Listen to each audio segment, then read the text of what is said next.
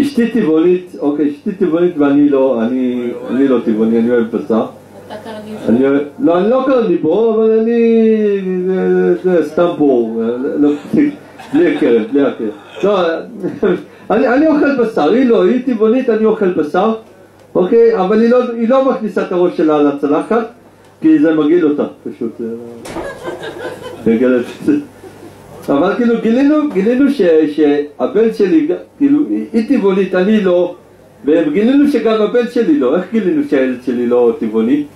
איך גילינו את זה?